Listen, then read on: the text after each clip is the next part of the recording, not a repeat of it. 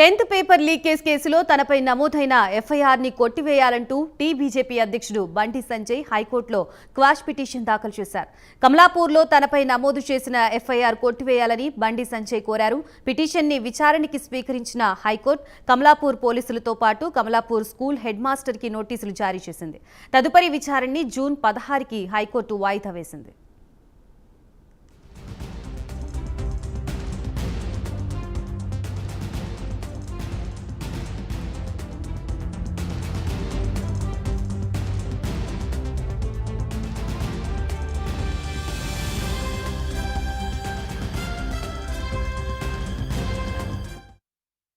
Tenth paper leakage కేసులో తనపై నమోదైన ఎఫ్ఐఆర్ ని కొట్టివేయాలంటూ బీజేపీ అధ్యక్షుడు బండి సంజయ్ హైకోర్టులో క్వాష్ పిటిషన్ దాఖలు చేశారు.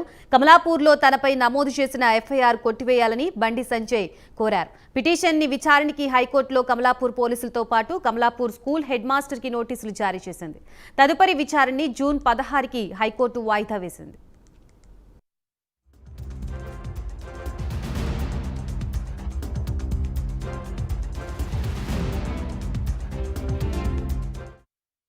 రైట్, ఇదే అంశానికి సంబంధించి మరింత సమాచారాన్ని మా ప్రతినిధి ఉషా అందిస్తారు. ఉషా, చెప్పండి, 10th పేపర్ లీకేజ్ కేసులో నమోదైన ఎఫ్ఐఆర్ ని కొట్టివేయాలంటూ బీజేపీ అధ్యక్షుడు బండి సంజయ్ హైకోర్టులో క్వాష్ పిటిషన్ దాఖలు చేసినట్లుగా తెలుస్తోంది. దీనికి సంబంధించి కంప్లీట్ అప్డేట్స్ ఏంటి?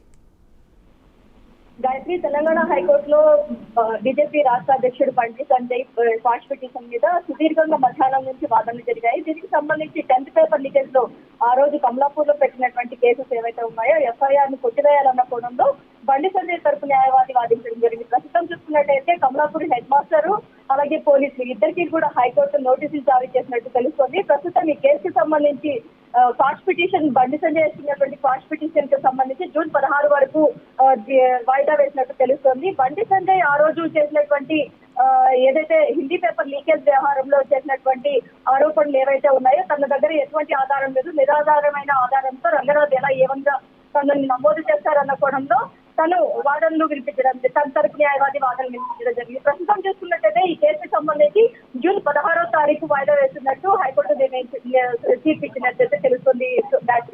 Right, thank you Usha.